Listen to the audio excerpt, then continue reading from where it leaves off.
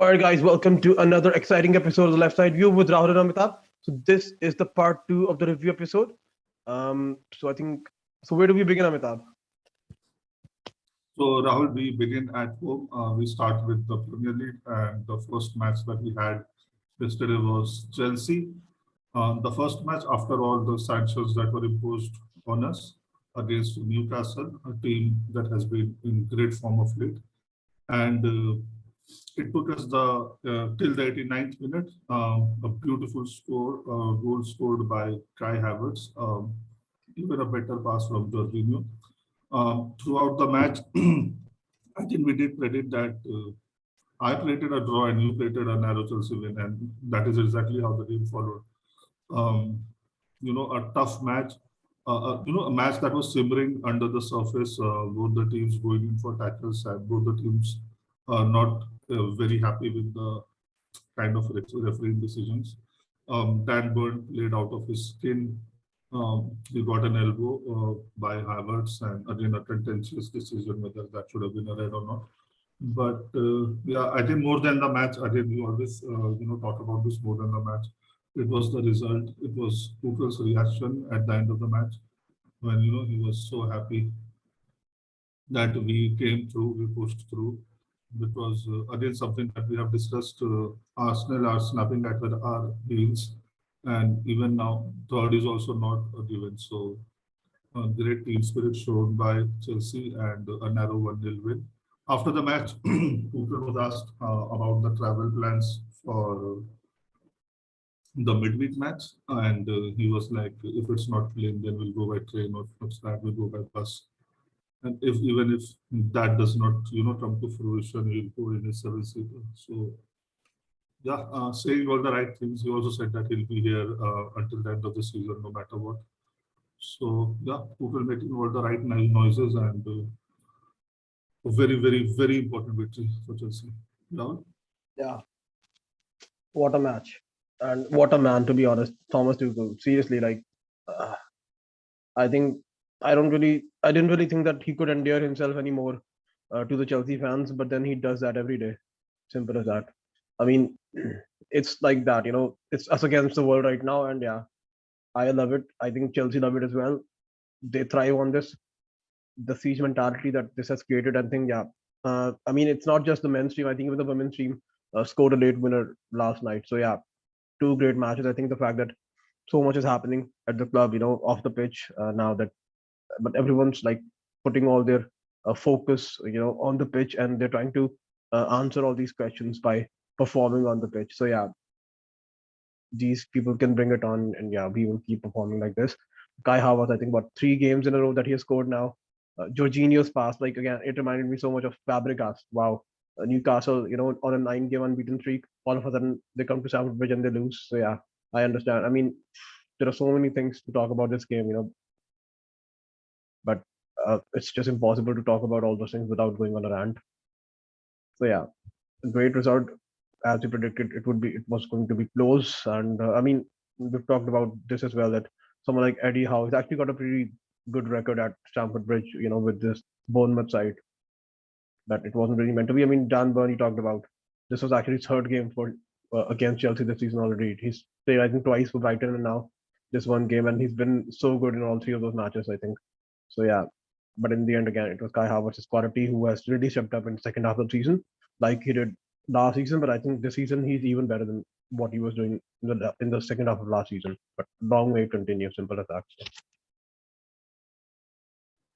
So speaking of Chelsea, one of our favorite, boys of all time, Frank Lampard's Everton squared off against Wolves at home. And again, we touched upon the fact that all the matches at Goodison now become of, paramount importance. But they somehow managed to lose this one at home, 1-0 to Wolves. Connor Cody scoring a goal for Wolves in the 49th minute.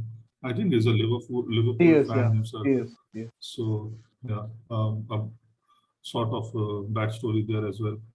And again, in addition to this result, the other results that we'll be speaking about now, Everton are in serious threat now. Serious threat. The fixture list is not, encouraging at all.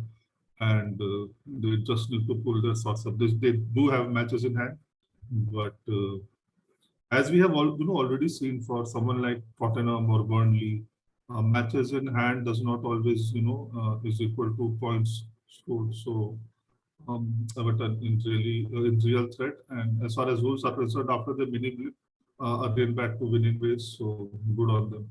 Rahul? Yeah, I think Lampard should be the guy to take Everton down. I think Everton are one of the few clubs that have never been relegated. So yeah, I understand that. Like it's a distinct possibility that this could happen, and maybe in a way it's a good thing that Everton go down so that they get time to regroup. And but yeah, it's not a good sight. Uh, I mean, even John Joe Kenny, I think, was sent off. Within a space of 3 minutes, first shown a yellow in the 75th, and then 3 minutes later, shown a second yellow. I mean, yeah, I don't know. Like maybe the job was too big for Lampard, or maybe Lampard was not the right man for the job. Either way, it's not really working out, and he doesn't really have enough time, for this to make this work. So yeah, let's see if he is able to turn this around, because, like we said, that it's not about Everton, I guess, performing poorly. It's about other teams performing or being even worse than Everton. If that continues to happen, if, then yes, Everton will have a chance. Otherwise, if the other teams are able to resurrect their season and Everton continue to free fall the way they are, then yes, Everton are favorites to go down in that case. Yes, Rahul. Unfortunately, this did not happen for Everton yesterday. Leeds against Norwich, Leeds at home. They managed to find a 94th minute victory over Newcastle, over Norwich, who themselves, scored the equalizer in the 91st minute, 2-1 to Leeds. Rodrigo with the first goal for Leeds. The youngster Gelhardt actually, he got the ball of the defender, heading the ball to Rodrigo. It was, and then he slammed the goal. So massive 3 points for Leeds, and in continuation of the relegation talk, Watford won away at Southampton. Again, Southampton have their own horrendous form right now. So Watford actually managed to go there and win the match 2-1. So Hernandez scored 2 goals for Watford. So the teams in and around Everton won yesterday, and again just piling on the pressure. Rahul, your views on both these matches? Yeah, I mean, again, at the same time, I don't want to read too much into the Leeds match. I mean, because yeah, they won, but then they won against Norwich. So yeah, uh, that should not be the benchmark, I guess, for anyone to judge your season. I think. Uh, yeah, if they can build from this, then yes, we can probably talk about that. Yes, this is just a match that they needed. But I mean, they had so many chances. They should have put the game to bed in the first half, but then it still stayed 1-0, and then all of a sudden, uh, Norwich had one opportunity. They took that opportunity, they equalized, and it's just that they were so lucky that all of a sudden, Gelhardt, who actually scored against Chelsea as well when he came off the bench to make his debut, I think, and even now he's been doing this. All of a sudden, become this savior of Leeds. Uh, I mean, even Jesse Marsh said this is the kind of goal or victory that you would remember at your deathbed. Uh, I mean, seriously, like, I wish you had better moments so that you have better goals to remember. But yeah, um, let's see. Like, yeah. Other than that, I think what was yeah. Southampton. I think again, it's a great time to play. I guess Southampton, because maybe because of the fact that they just don't have anything to play for. So all these clubs, they probably want to play clubs like Southampton, maybe Crystal Palace, wherein they know if you want it more than the other team, then you'll probably get the result, the desired result. And yeah, we've talked about this before as well. For someone like Watford under Roy Hodgson, they will have these results. They will nick these points, but then again, at the same time, they will also have horrible results. Wherein they will actually look like a team that's in the relegation zone. The only question is, will those points or victories that they will nick, will those be enough? Let's see. Yeah, so that was Watford's first win in 5 matches. So we move on. The next match, West Ham against Aston Villa. Now, again, it was important for West Ham to at least be in the reckoning for top four, that they win this crucial match. Aston Villa again doing better, much better under Gerrard than under Dean Smith's Gerrard took over. And yeah, West Ham managed to beat them 2-1. Yarmolenko scored the first goal. He got very emotional after that, and yeah, prayed for the safety of all these people at Ukraine. And Fornells scored a great goal, 82nd minute. Just to make things interesting, Ramsey scored in the 90th minute as well, and then the next 5-7 minutes of extra time, it was a little on the tenterhooks, but West Ham managed to get 3 points in the bag, and 2 points away from Manchester United. Arsenal ahead both these teams, but again Arsenal have so many matches in hand. It is difficult to pick anyone else for that fourth spot. Rahul? Yeah, I think we kind of predicted that that West Ham would want to put things right here because of the midweek loss to Sevilla. I mean, yeah, I think Benrahma provided 2 assists. I don't think that's the first time that he's done that in a game for West Ham. I mean, Declan Rice, like seriously, how good is he? Seriously, like even uh, someone like David Moyes said that when they could sign him for 100 million pounds, that was a bargain. I kind of agree, but at the same time, if he is to come to Chelsea, then I hope we can sign him on the cheap. But what a talent! Seriously, like wow, what a player. Um, I think they're playing at home against. So they've been good. They've been in. They get these results. They make you full use of uh, the matches that they play at home. Someone like Yarmolenko again, an emotional moment, for a Ukrainian to score, and you could just see the camaraderie, the bond that these players have, especially like as soon as he scored, everyone just went over to him, and yeah, great moment. Again, maybe Aston Villa is again one of those sides wherein do they actually have anything to play for? Whereas for West Ham, you can still say that they want to finish in the top four or finish in a European place. So yeah, they gave it their all. Yeah, I think we can move on from this match. Yeah, and speaking about Arsenal, the next match, Arsenal against Leicester, a pretty standard 2-0 win for Arsenal. Leicester never actually, I mean, yes, there were a couple of great saves by Ramsdale, but apart from that, it was Arsenal all the way through. Thomas Partey scored in the first goal, and the second one being scored by Lacazette, a penalty. Before this match, in the press conference, Arteta did say that Partey can be, the best player in his position. Again, proving his coach right all over again. And yeah, again, Leicester, I think this season is done and dusted for them. They don't really have anything to look forward to. And yeah, Arsenal really making use of one match per week that they have. They did dodge a couple of matches in January, December, January also due to COVID and other stuff. So yeah, the squad is fully rested and they're making the most of this opportunity that they have now. I mean, yeah, how good was Martin Odegaard in the match against Leicester? He was looking like prime David Silva. I mean, I'm pretty sure even Real would be like, why did they let him go? Um, at the same time, like you said, I don't want to read too much into this because at the same time, the fact that they've only got one match a week, I think that is playing a big role, big part in all of this. If they had, conference league match, that's their level. But yeah, if they had a conference league match and then Premier League match, they would not be playing this. They would be fucking, screwing both the matches. But because they only have one match a week, then yeah, they're getting. I mean, again, credit where it's due. Yes, even though they only have one match a week, but then it's still up to them, to perform in that one match, which they are doing right now. Uh, so yeah, in like even I feel like they are odds-on favorite to finish in the top four. But I just hope that top four means fourth because they're still just 2 points behind Chelsea. So I just hope that they don't finish third. I mean, I finished. I hope that they get relegated, but yeah, like it looks like it's gonna be fourth for them. I mean, at the same time, Leicester, like seriously, they are. I was just looking at their position in the table. We keep talking about teams to finish in the top four, but it's actually Leicester who have finished fifth in a row, right? For 2 seasons in a row, they finished fifth last season, and even before that, no one's really talking about Leicester.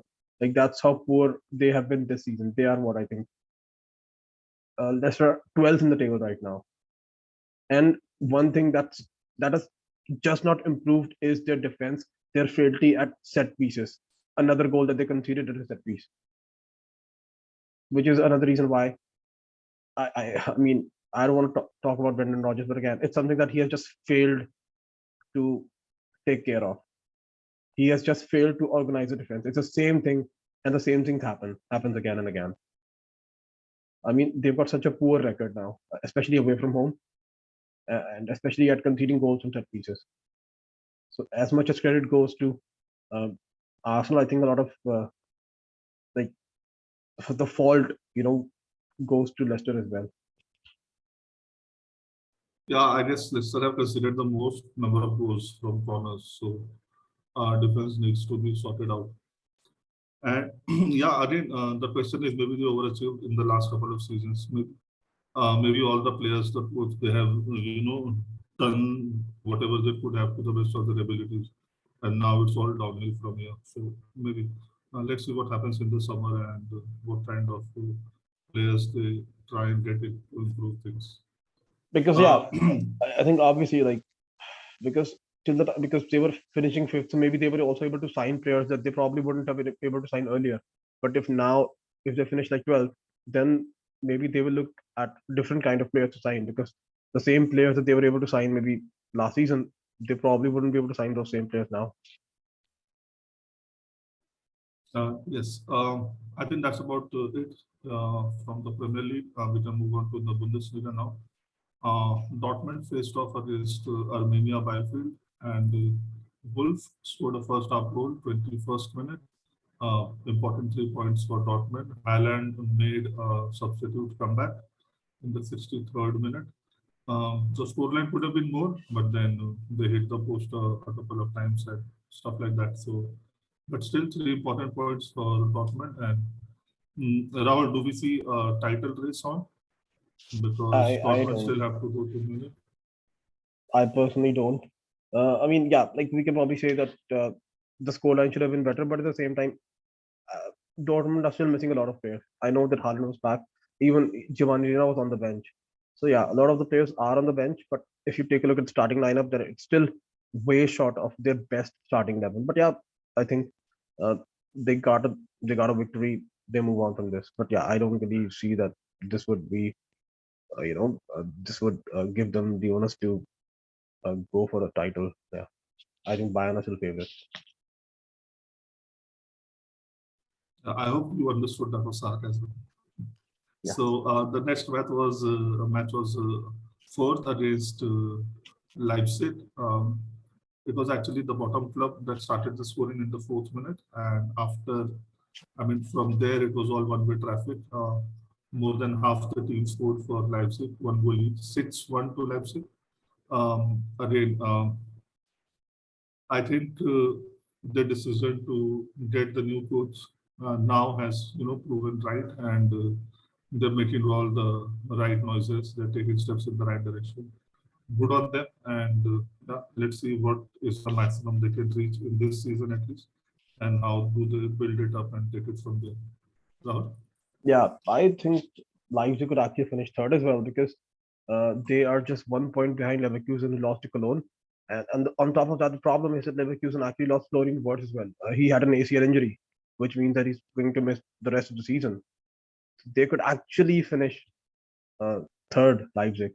And if Dortmund, continue to play like they do, which is a hit and miss, they could even finish second. Obviously, it's up to them to perform the same way that they're performing. But yes, if they continue to perform the way they are performing, they could actually finish second as well, in my opinion. But definitely third. Definitely third. They had like six different goal scorers, and even someone like Nkunku just cannot stop scoring.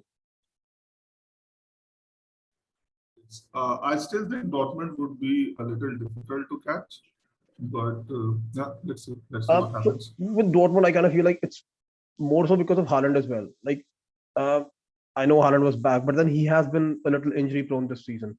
If he again gets injured, then again Dortmund are a different side without Haaland. So it's, I mean, obviously it's a little caveat, but yeah. I mean, since this is a 34 game season in Bundesliga, so they just have 8 and 9 matches respectively, Leipzig and Dortmund.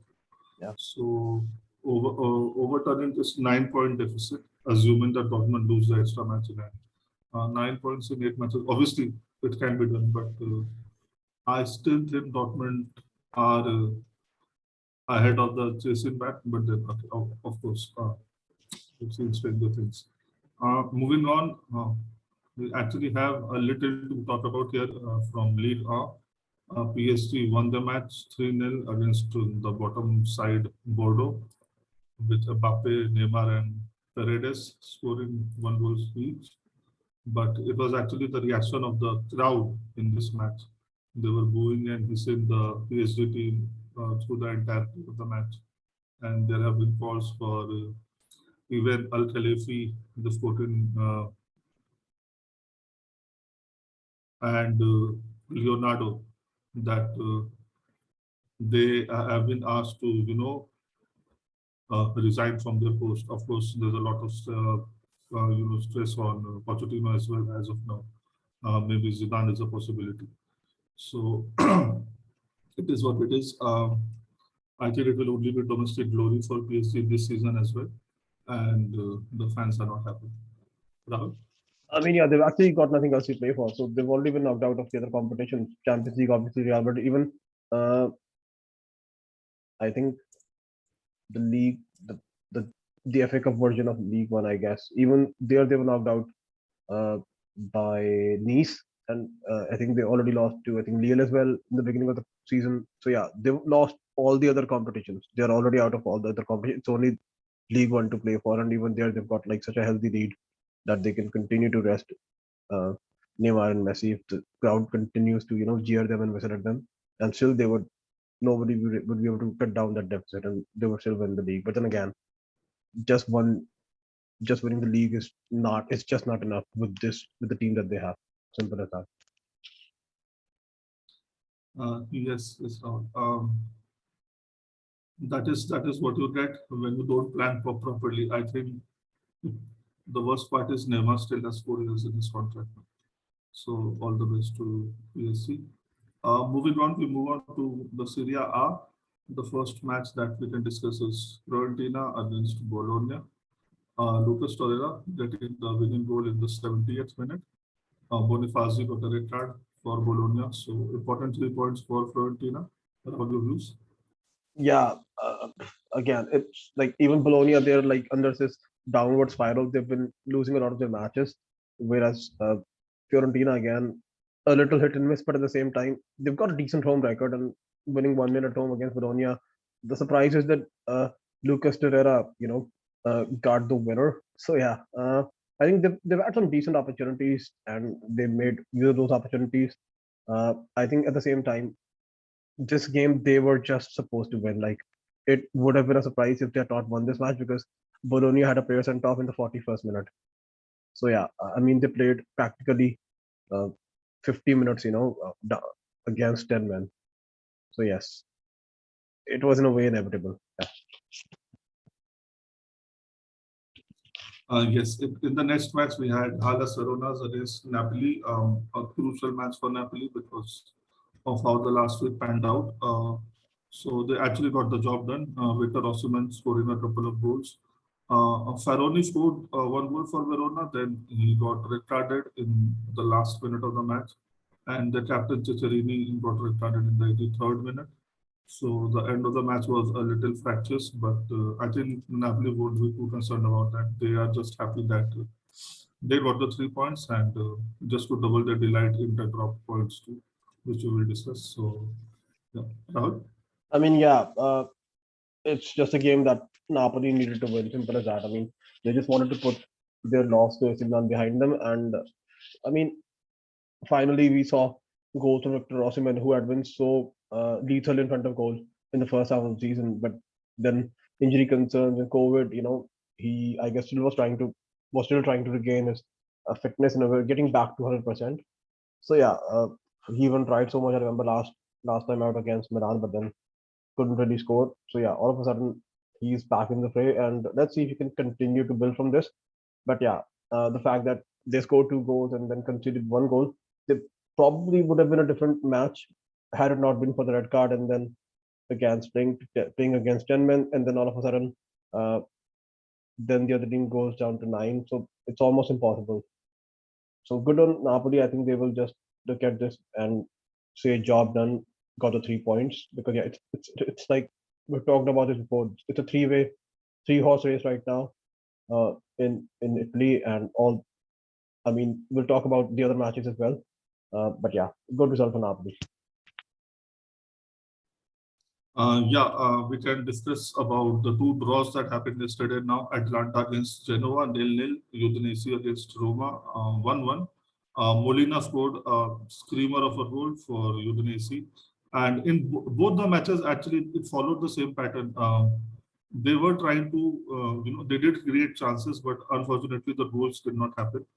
For Roma, they got lucky. They got a penalty in the extra time of second half, and Pellegrini scored the penalty. So, um, I mean, on the face of it, they are happy that they come away with something, but again, they will be kicking themselves that they should have won the match.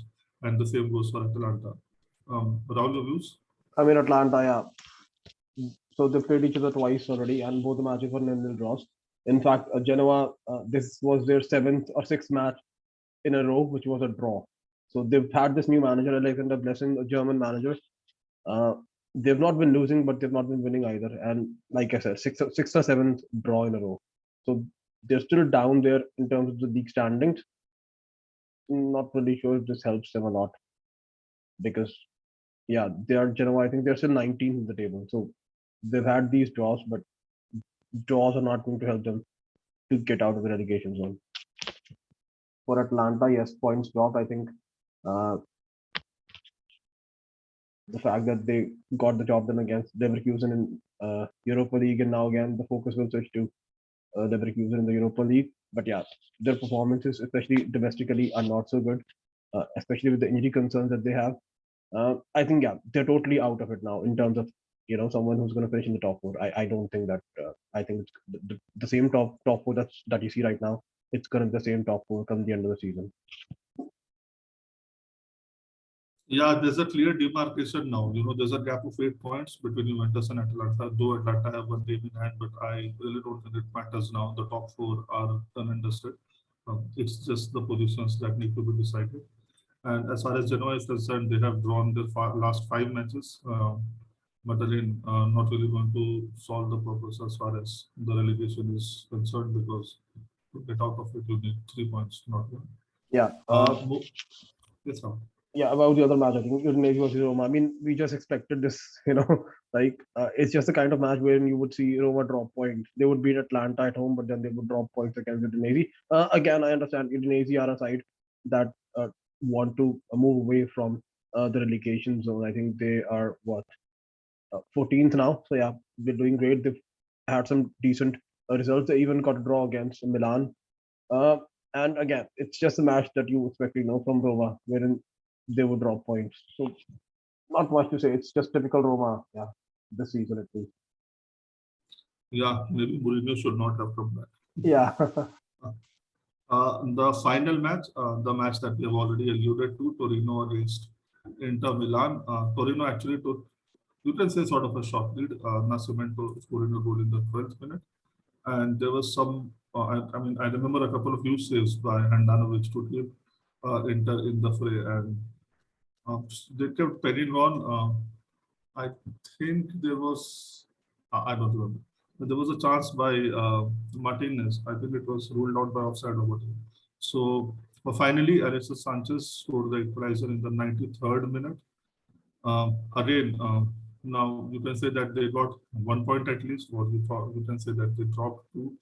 And given the fact that all three, Juventus, Napoli, and Milan, won their respective matches, um, I think this is getting again too close for comfort for Inter. I know they have a match in hand, but they need to resurrect this bad form that they're in as soon as possible. Otherwise, I think it's just a matter of couple of weeks and they can be out of the reckoning. Rahul? Yeah. I mean, again, the same logic I think applies to anybody because the slight difference in points. Like all of a sudden, if Napoli get a draw, they lose. We'll probably say that about Napoli, and the same can also be said about Milan.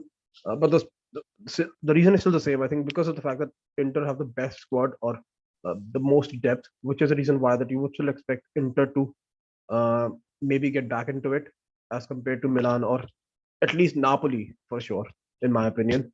Uh, Again, the defender Bremer scored against Inter. It was more like his audition, because there are so many so strong rumors. Even Fabrizio Romano has reported so many times that there are talks between Inter and Torino, and Inter are clearly on the hunt, to sign Bremer at the beginning of next season. So maybe this was his audition. Uh, I mean, the assist was provided by Tommaso Povega. actually helping out his parent club AC Milan. So yeah, I mean it was a game of two halves in my opinion. First half it was all Torino, and then all of a sudden in the second half, Inter Milan was so good. I guess they realized that they need to get back on track. They kept trying, and finally, uh, it was Alexis Sanchez who was actually the culprit in the match against Liverpool. But finally, he was the one who scored the goal. So maybe people will, stop thinking about that match. But yeah, is it enough? Let's see how important this 1 point proves to be if they actually manage to win the league. But uh, I mean, again, Torino have been this team wherein they perform in a way better in big matches. But yeah, you would still say 2 points dropped rather than 1 point gained for Inter. Yeah, definitely. 2 points dropped for Inter, and I don't know how much Sanchez was able to redeem himself, but yeah, this goes on. We move on to La Liga now, and Sevilla proved us right once again. So thank you to them. 1-1 draw at Rayo Vallecano. Thomas Delaney scored the equalizer for Sevilla after Vallecano took the lead. Um, I mean, seeing at the table right now, I think Sevilla should be concerned about the kind of form that Barcelona and Atletico have shown of late. And maybe what we said a couple of weeks ago, this red position is not in jeopardy. Maybe that is not the case anymore. They just have to pull in, better results. Again, they did attack, they tried to score goals, but sometimes it was the post, sometimes the bar, sometimes the goalkeeper. But the finishing has to be better, and the finishing has let them down, especially in the last couple of months. Rahul? I think yeah, I don't like you predicted that this was going to be draw, and yeah, we were right for some reason. Even though it's like logically or on paper, there's no reason why Sevilla should drop points, but because of the way they're performing, especially in league matches, we just knew that it was going to be a draw. I mean, again, I think because of the fact that they're more of a cup team, we'll see them maybe pull out miracles after miracles in cup competitions, maybe against West Ham. But in the league, I mean, Barcelona are just 5 points behind them with a game in hand. I'm pretty sure Barcelona will actually finish above them. In fact, obviously, we'll talk about the Barcelona's next match, which is actually against Real Madrid.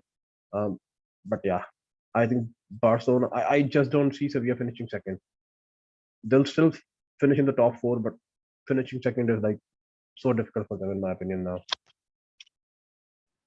Yeah, talking about the top four, we had Real Betis winning 1-0 at home against Bilbao. This was actually a very important win for Betis, given the fact they've lost the previous two matches. And yeah, Iglesias scored for them in the 20th minute. Nabil Fakir actually got sent off a straight red.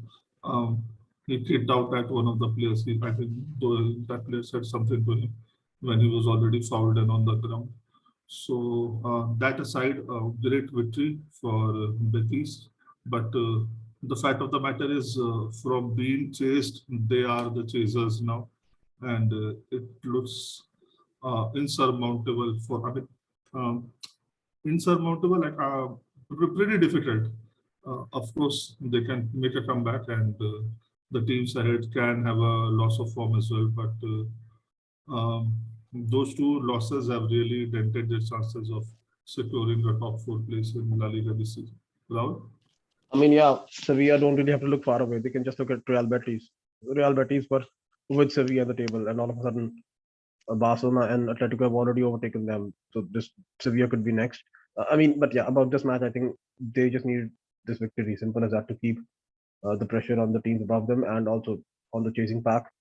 Uh, Borja Iglesias, I think this was his eighth goal of the season. And yeah, I think even Nabil Fekir, who's been so influential for them this season now, uh, for stupidly reacting, to a tackle, is probably going to miss some matches now. Uh, Not more to talk about this match, I think. Yeah, because even the team that they're playing against, actually Athletic Bilbao, even they are eighth in the table, so they didn't want to close the gap. In a way, it was a 6 pointer. So yeah, they got the job done, especially when down to 10 men. Yeah, the next match was Sociedad against Alaves. Again, home victory for Sociedad. The player Zubimendi scoring in the 70th minute. Now, Sociedad are 2 points behind Betis, having played the same number of games at number 6. So if we're saying that Betis still have a chance, then we have to say the same for Sociedad as well. But yeah, again, I think the top four, even here, no, can't say about Sevilla anymore. So maybe the top three are decided in La Liga. We'll have to see about the fifth position. Rahul? Yeah, I think so. I agree. Yeah, and the last match yesterday was Barcelona against Osasuna, and like I said last time, Barcelona are back. They again got a tricky penalty to say the least. So that is how they started off scoring. Ferran Torres, he then scored a beautiful goal. It was a great assist by Dembele, and Aubameyang scored the third, and Ricky Puig scored in the 75th minute. So overall, dominated performance by Barcelona. Not that that penalty really changed the game, but yeah, that is how they started scoring. Rahul? I mean, yeah, like I've talked about this before, like how much I think Dembele is, how good Dembele is. I know he's made of glass, but at the same time, maybe it's because of this season that his contract is expiring, so he knows that he needs to perform better so that a team can sign him. So all of a sudden, he's staying fit as well. But yeah, when he's fit, he is so good. Like 2 assists, silky touch again. Uh, and I think Barcelona had what 73% possession, 18 shots, out of which 10 were on target. I mean, we talked about this before that unlike Atletico, Barcelona don't grind out results. They either win comfortably or they draw or they lose. But they don't usually win like a 1-0 or a 2-1. So yeah, 4-0 and yeah, great result for Barcelona. I think we already talked about them that they could actually finish second. Yeah.